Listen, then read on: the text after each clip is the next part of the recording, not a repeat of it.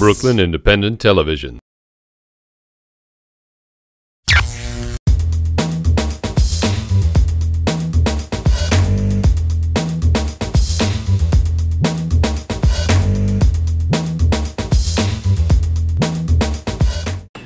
Black men, we're going to begin. We heard Andrew Young talk about the fact that man did not inherit a blueprint. We talked about the inspiration that King drew from those who had done social movement work before. The question I have to begin this is, what motivates you to learn from the past? What questions do you think move us forward? And so Jonathan is going to present his first question to start off question range. I took a class this past semester, and we had a discussion about the 80s and 90s culture, and one of my classmates made a comment about hip-hop culture. So my question is, do you think that hip-hop culture is ruining us? Do you think that hip-hop culture is ruining us? It's a paradox, kind of, because it pushes us forward in so many ways. I know myself, I don't think I would be here without hip-hop. It's helped me to heal. It gave me a voice, gave me mentors, and people to aspire to be like. But inside of, people that's coming from a place of dysfunction and need healing, there is dysfunction. So I would say maybe I could give a ratio. I think it's like 80%. I would say 80% pushing us forward, but there's a 20% that's hurting us, that needs to be healed and cleaned up. I want us to make a distinction between hip-hop culture and hip-hop the industry, because it's two different things. I'm a hip-hop head for life. When you said 80s and 90s, I mean, I was a b-boy, I was a graph writer, that's where my nickname came from. I was one of the founding staff members of Vibe magazine, and it was a beautiful thing that we had happening. Brother Bain and I were talking backstage. Many of us wouldn't even be sitting here, and Kazi's as well, if it wasn't for hip-hop. We're real clear about that. But the culture was about life. It was created by Black and Latino males, African American, West Indians, and Latinos. Let's not forget our Latino sisters and brothers. When we talk about hip-hop, it was something to give us opportunities. Jamel Shabazz has documented this thing, and he showed what our communities looked like before crack devastated our community, before Reagan-era policies devastated our communities. But I also think that we got to talk about what certain corporate structures did to hip-hop culture and turned it into the industry. And so all of a sudden, we started getting sold back to us deaf. And so many of us who grew up in inner-city environments, myself included, from some of the worst possible situations, our aspirations growing up was to get out of that environment, but all of a sudden what was being sold back to us was, this is the only place you're going to be, and this has been going on for the past 20 years, which is what you've grown up in.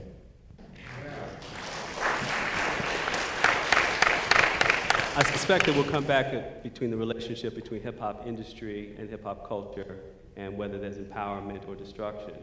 Kevin, you finished on that note, so I'm going to ask you to ask the next question. I would like to ask our elder on the stage, Reverend Oliver, when you look at what Black men represented a generation or two ago, how do you feel when you see us today walking around in our community, seeing us on corners, the way we dress, the way we talk? What would you want to say to us? What do we need to do? Pull your pants up.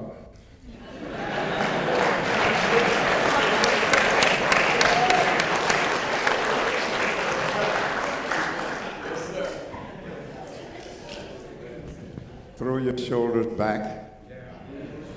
Hold your head high. You have a glorious history. It is being kept from you, but you've got to dig and find it. But I've just been very recently, I've just become aware of something that's happening to our young people. I'm pained when I think about the woman in Florida who killed her 4 children and herself.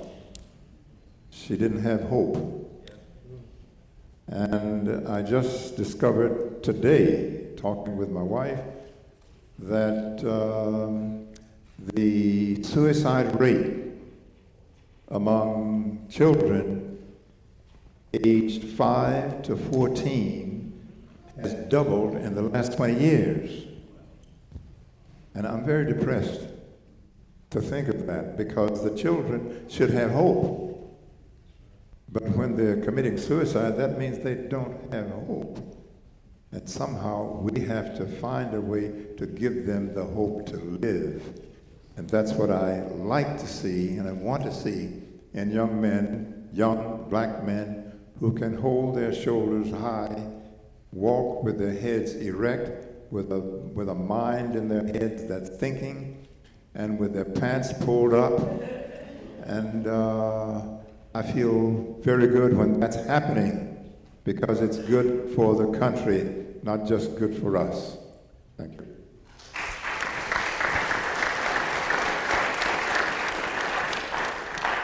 The format here allows for others to weigh in, although Kevin did pose the question to Relevant Oliver. So if someone else does want to respond, now's your opportunity. I joined the Reverend in his desire for young men to pull their pants up. But that's not enough for me to have a desire. I have to have a way for them to do that. The way I go about doing it is to get them to pull up their consciousness. See, if I can get them to raise their consciousness, then their pants will automatically come up behind them. And so I'm into consciousness raising, see, because they have to have a reason to hold their shoulders back and up high. And as the Reverend pointed out, that information is being kept away from them. When I was growing up, they told us that what you don't know won't hurt you. But I found out, no, what you don't know won't hurt you is true. What you don't know will kill you. And that the lack of knowledge will not only keep you from knowing who you are, but knowing where you came from, where you got where you are, and where you're going. And so I'm on this crusade to ensure that we begin to raise consciousness and empower the next generation. And that, you know, if you take that one word, knowledge, you get 4 words out of it. You get the word know, the word now, the word ledge, and the word edge. So you have to know the ledge now so you don't fall off the edge later. And so we know that, go ahead, you can clap, it's all right. But the more you know, the more power you have. You know, we've had an extraordinary conversation in the back, which is spilling over out here. It's getting ready to heat up. Because we were talking about, you know, in all the ancient temples, whether it was a Buddhist temple, an African temple, whether it was in Mexico, all of the early civilizations had on there, know thyself. Yeah. See, we had people searching outside of themselves for the answer when it actually lies within themselves. And just speaking about us as a black people, everything that we need is within us. I mean, we are the recipients of a legacy. We have inherited all that the universe has to offer. We are an extraordinary people who are powerful, not only in our minds, but in our spirits. And we just have to tap into that and recapture that so that we can begin to show the world that we are not only the trailblazers, but we are the trendsetters. And the world needs to return back to its base, where it all started. I don't have a problem saying that. In Mother Africa, we need to remind the world that we have always offered to the world the model for humanity. We need to get back to that and tap into that, and by raising the consciousness, everything else will come up, Reverend, their pants and everything else. So we're going to join this crusade to raise consciousness, and in doing so, we're going to pull the world back up to its center.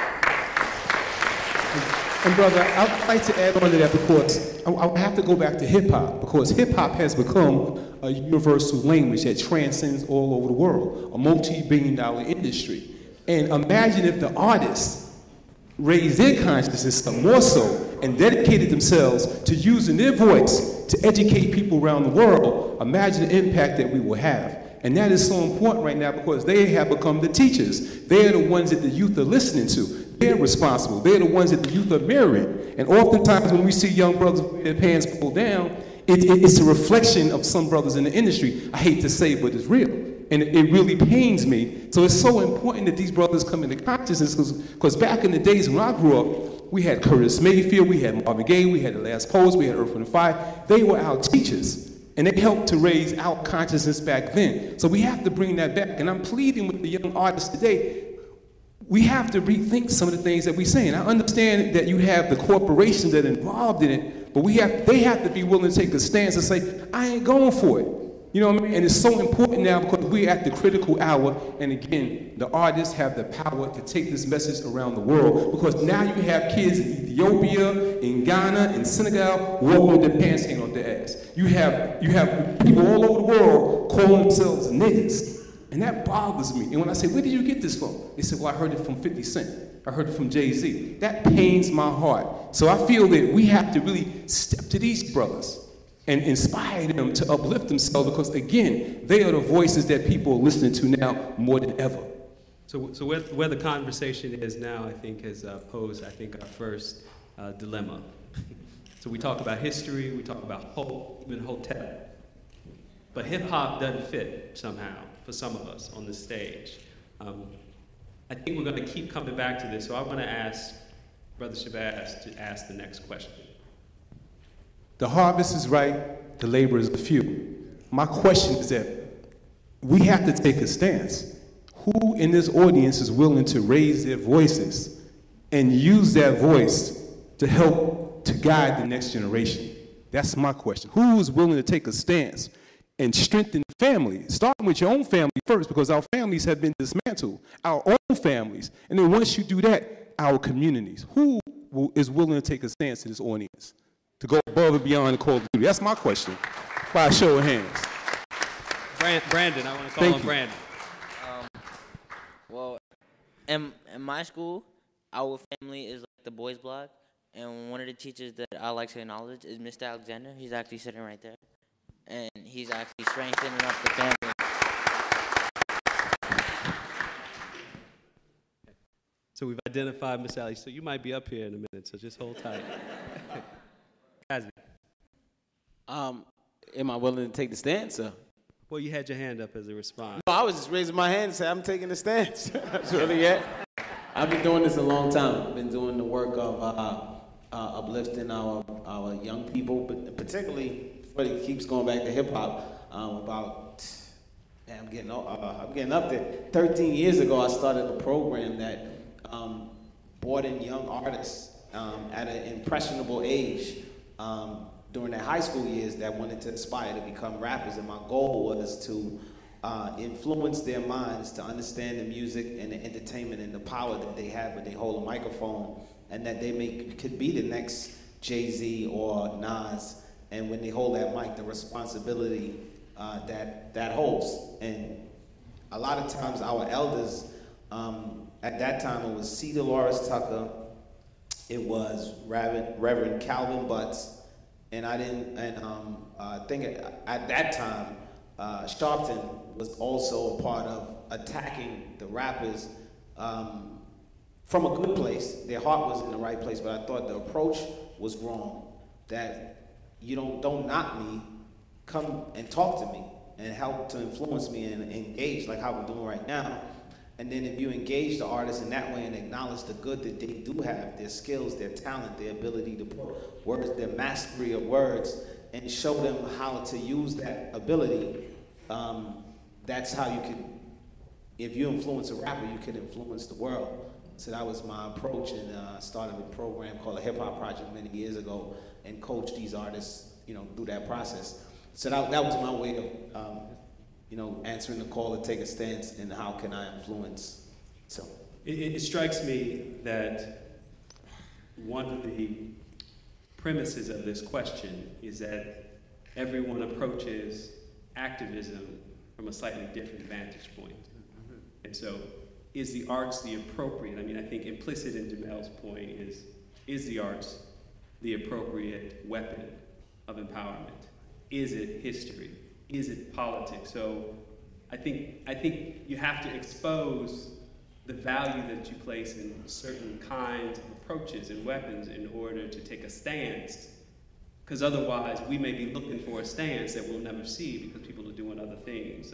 Kalanda, you had some thoughts on this.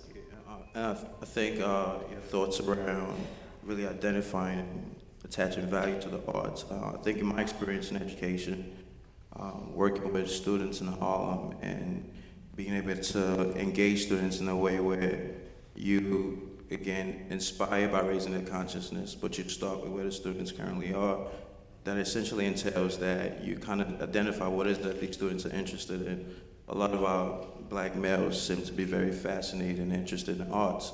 So I think as elders and as teachers and educators and people that care about this community of of a lot of intelligent souls that you claim are sleeping that we need to awaken. I think it's important that we use the arts to engage them in that regard. And part of my taking my stance to bridge that gap is essentially doing that. What I've identified is I'm of Nigerian native, born and raised in Lagos, and Yala Vasan has a quote that your willingness to look at your darkness is what empowers you to change. And I think it's interesting because prior to coming to the States, I never really understood how much effective we were with the hip-hop mainstream music you mentioned. But I think being here and seeing that not being able to define definitions and control the image could affect a whole generation of people. So what we've decided to do is we feel if you can inspire an entire continent through the arts, and we do it with media and technology and digital work, you would change the perception for, again, people looking externally to find inspiration. So the challenge is if we can inspire Africans on the continent to look within themselves for inspiration, African Americans also are inspired, hopefully, to connect to their brothers in a very unique way.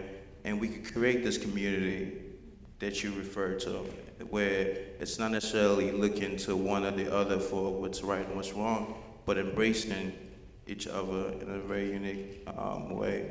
There's a creative explosion, and I think the arts is a very interesting way of engaging the audience. I'm interested in hearing some of the other thoughts on the panels of how they've seen people use arts outside of music to engage this audience that we're talking about. So Kaladi said he's interested in hearing what others on the panel do outside of music to engage arts. Outside of music in particular. So I spent about 5 years teaching teenagers incarcerated at Rikers Island and creating courses that bring students from Columbia, NYU, the New School, into Rikers to do arts-based workshops. And we use hip-hop, we use spoken word, we also use theater. And I remember the very first year we did this, we went in, we were like, oh, we're gonna raise the consciousness, we're gonna go in with the Black Panthers, we're gonna go in with Assata Shakur. And the brothers were like, Assata, who? You know, we are not checking for that, you know what I'm saying? And then one of the brothers was like, nah, that was like Tupac's auntie, you know?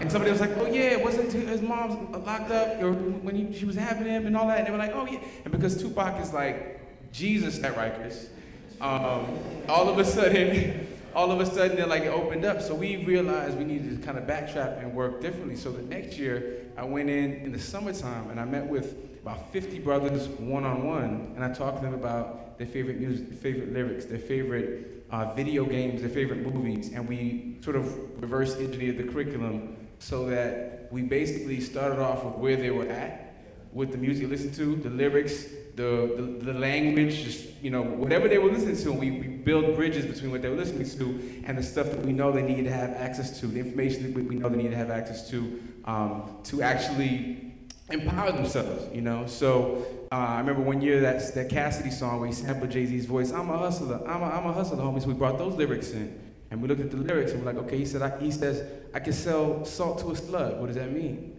What does it mean that I can sell salt to a slug? What is he saying? We broke down the metaphors.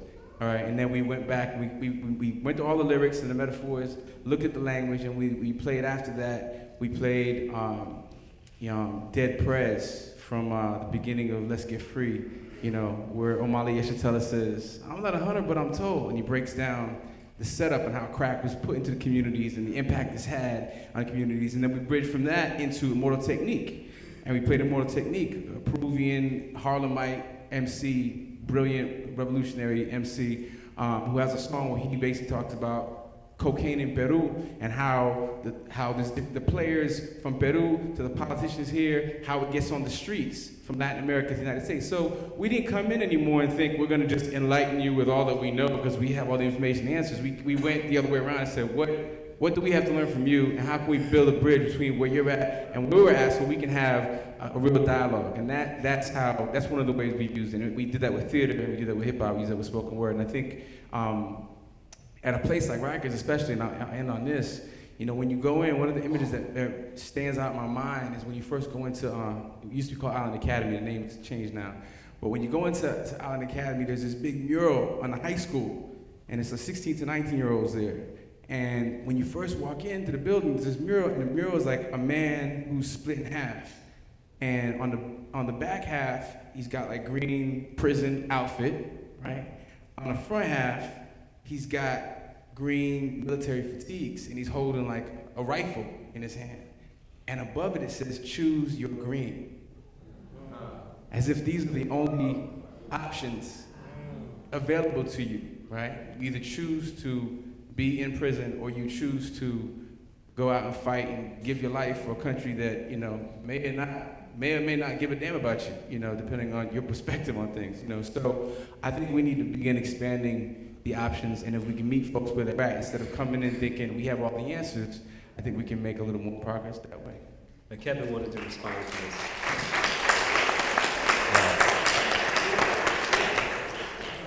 It's I want to respond in a couple of ways. One, I have so much respect for Reverend Oliver, the Andrew Youngs of the world. I think we have to listen to our elders when they speak, even if we have a different perspective on things, you know, because I do think there's so much wisdom that comes out of the experiences that they had as black males. That's very, very critical. So I just want to acknowledge that and say that, particularly if we're talking about African traditions, we have to listen to our elders, you know. But I also feel that we have to put it in the context of these times. And if you were born in the mid-'60s up into the 90s, you grew up on hip-hop, period. You know? And I think we need to be clear about that. And I really believe that the only way that we're going to turn around our communities today is if you're going to be in the community, you have to have a working understanding of what's happening. And as some folks have said, there's a multinational influence that's called hip-hop culture that's been around for the last 30 years at least as the dominant youth culture. I also think you have to have a knowledge of technology. You know, it bothers me when I meet people who say they work for young people, but they ain't on Twitter or Facebook. They're not where the people are at. You know, that's problematic. That's why I'm purposely up here tweeting, because since this morning, 6 a.m., a bunch of us, myself, other heads, like, it's Malcolm X's birthday, it's Malcolm X's birthday, check out this speech, check out that speech, etc. And to me, it's like, but at the same time, when we're on Twitter and Facebook, we're not just pushing all the political stuff. We also talking about the Lakers. Are they going to beat OKC last night? You know what I'm saying? Because people got to see, what did Franz Fanon say, Wretched Earth? You got to meet people where they are, and then you bring them forward, which is why I love Dr. Pryor's point about, it ain't about telling heads to pull their pants up. We got to, you know, honestly, heads need jobs out here. People need food out here. People want to go to trade school or college. You meet them there, as the Black Panther Party talked about a generation ago, breakfast programs, free health screenings, and then heads was like, okay, let me check out this little red book you're talking about, etc. And so I think that we missed that a lot of the answers, as someone said up here, is in our history. We keep trying to figure out, well, what do we need to do? And I do need to respectfully disagree, Brother Shabazz. I don't think we should continue to put an emphasis on the artists, because when I was watching Breon's piece, I looked at Marcus Garvey. I said, man, back in the 1920s, and we don't talk about this, but let's call it what it is. The Garvey movement outside the Civil Rights Movement was the most significant mass movement of black people on the planet. That brother who came from Jamaica and the West Indies to America transformed a whole bunch of folks all around the world. But the movement, the political movement happening, influenced the artists. That's why you saw the Harlem Renaissance. You know, in the 1960s, you wouldn't have heard Curtis Mayfield. You wouldn't have had John Coltrane making a song called Alabama. You wouldn't have had any of that stuff happening if it wasn't for the civil rights and black power and black liberation movements. The mistake that we've made in the hip-hop era, I feel, is we expect the artists to be the leaders all of a sudden because they're out there, because of the mass media culture, and it becomes a convenient way. Hold on.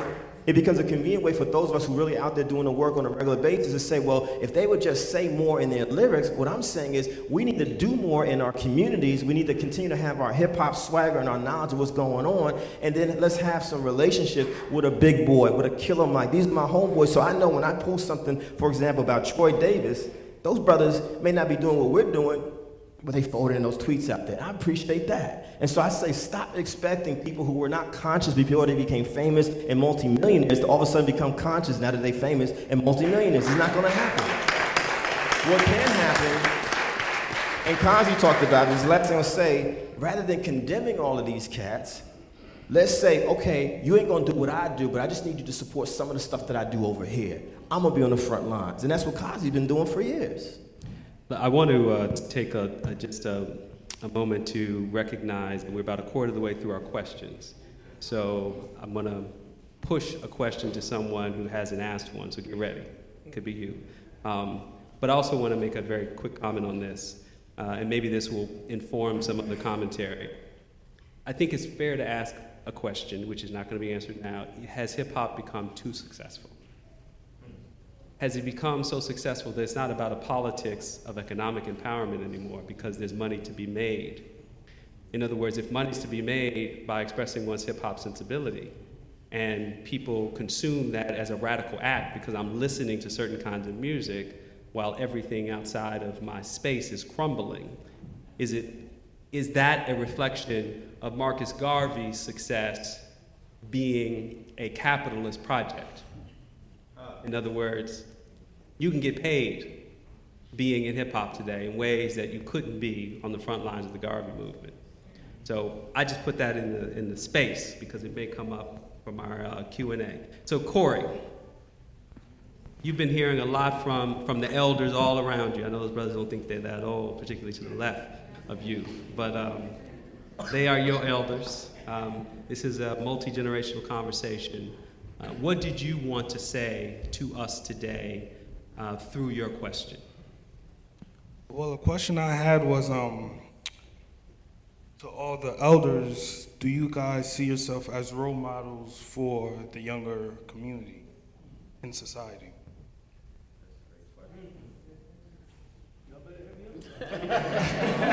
So I'm gonna guide this just a little bit by encouraging Michael to speak up, and then Reverend Oliver. Michael, you got enough gray here. I think we're gonna make you an elder right now. So we'd like to hear from you. It's how, for me, from my experience, is how I present myself and how I walk and how I talk. I've seen opportunities around our community, and I've seen young people approach me just by my presence and how and maybe ask a question. I had an experience, and can we be real? Can we be real today? Yes, I had an experience. A lot of people at my church know that I'm open and proud to be a same-gender loving brother. And what happened was I was the first in my church to start a ministry for parents of same-gender loving children who are asking questions. And then from there, as an example, I talked in a conversation with my pastor, and it was very interesting is that the children who were struggling with their sexual identity were pointing towards me and say, he knows. Go talk to him. And one young man says, because you stand up and hold your head up high and stand straight and talk to the ministers, we now feel safe in church.